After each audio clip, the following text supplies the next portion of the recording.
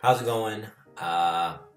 Bringing another video because this BRS topic is really serious, and the deadline as of now is about 2 months away, and I am still getting a ton of people who are confused about it. I wrote a blog post on millionaireman.com, but of course folks don't like to read, so I decided I'm gonna make a video and kind of explain why I jumped into BRS and what BRS is all about. So essentially, BRS, the blended retirement system, is the new system that the DoD is going to, and it is going to be our new retirement platform. So it mixes our 401k and our pension, and it adds some things and it takes some things away. So a lot of people believe that when you get, or if you opt into BRS, that you no longer get a pension or an annuity or pay when you hit your 20 years. That's just not true. You get a reduced amount, so from 50% to 40%. That is a lot of money. Yes, it is a lot of money once you hit 20 years. However, the difference in that money is not, in my opinion, that astronomical. But you have to decide which is best for you. There is a reduction in pay, and you get a 2% increase per year with BRS, so it goes 40, 42, 44, 46. With the legacy system, you get a 2.5% increase every year past 20. So you start off with 50, then it goes 52.5, then it goes 55, then 57.5, right? So you have to think about that when you're thinking about if you're going to switch into the BRS or the blended retirement. Then I always hear people say that, oh, it's not a good system because the government wouldn't do anything that's good for you. That's just ridiculous. The government does a lot of good things. I don't know if I can say if they do anything bad since I'm in the military. But the government does a lot of good things for us, and BRS is one of those things. Yes, they're going to save money, and we're going to make more money. So it's a win-win for both. Another great thing about BRS is the flexibility. So BRS does not tie you into staying with the military. If you want to leave after 7, 10, 15 years, you have that option, and you still leave with something. The money that they're going to give you while you're in the service goes with you. Now, you don't get to get that money as soon as you get out, like a lot of people think. You do have to wait until you're 59 and a half to access that money without fees and penalties and taxes. If you wanted to take it out, you could, but basically you just look at your account and most of it is going to be gone. So it's not really wise to do that. But the flexibility that comes from being able to determine, hey, I don't want to stay in the military anymore, or I only want to do 4 or 6 years anyway, I would like to leave with something, is a huge benefit. Also, it turns your investing into an automatic thing. We are not good when it comes to investing money. We're not good when it comes to saving money. We're not good when it comes to prolonging satisfaction for one thing or another. So you put the money into your 401k. When it automatically happens, you're more likely to be successful.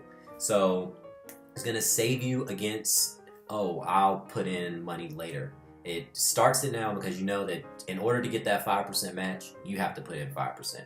Or if you want a 4%, you put 4%. 4% match, right? So you just keep doing that, and by the time you hit retirement age, you'll have a nice retirement so you can retire with dignity and not have to eat cat food. So it's going to save you against yourself. And there's also the continuation pay.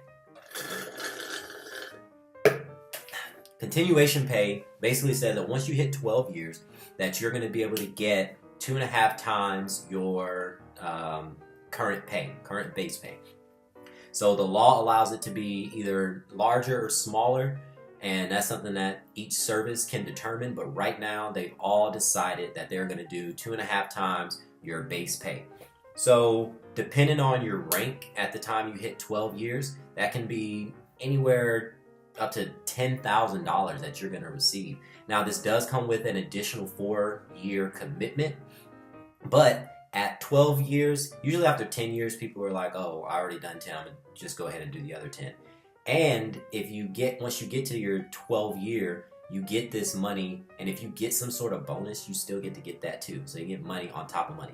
And if you get this money at 12 years and you want to put that into an investment, that only makes your investment grow much harder.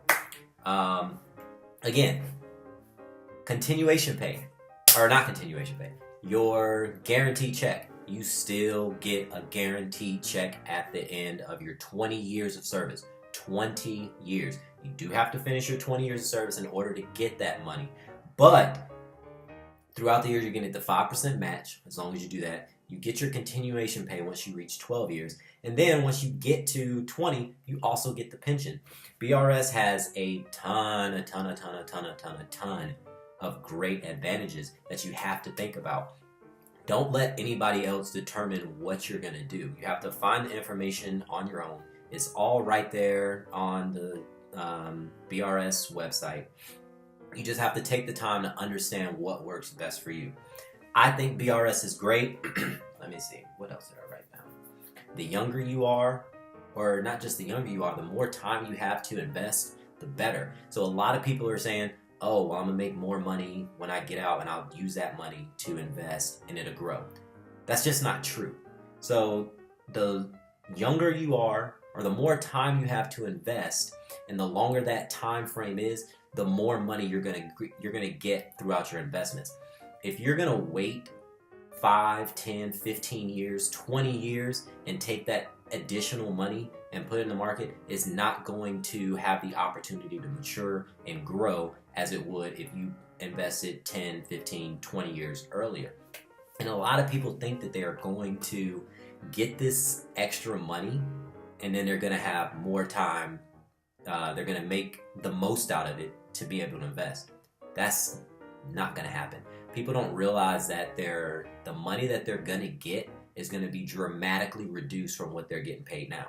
So if I look at my check, it's going to say something around $5,500 that I get per month.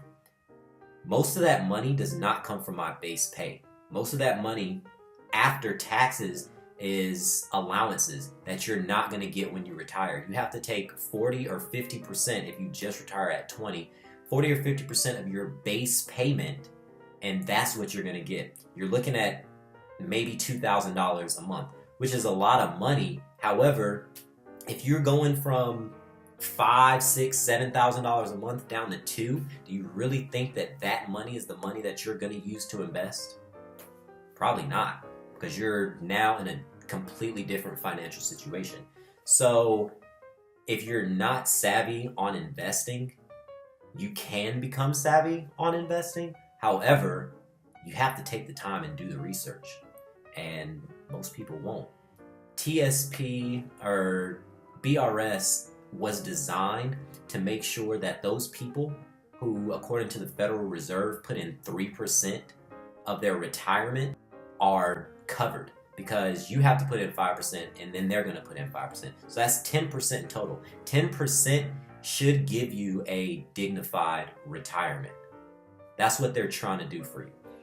Not only that, you're going to get your continuation pay, and you still get your pension or annuity or whatever you want to call it, getting paid for the rest of your life.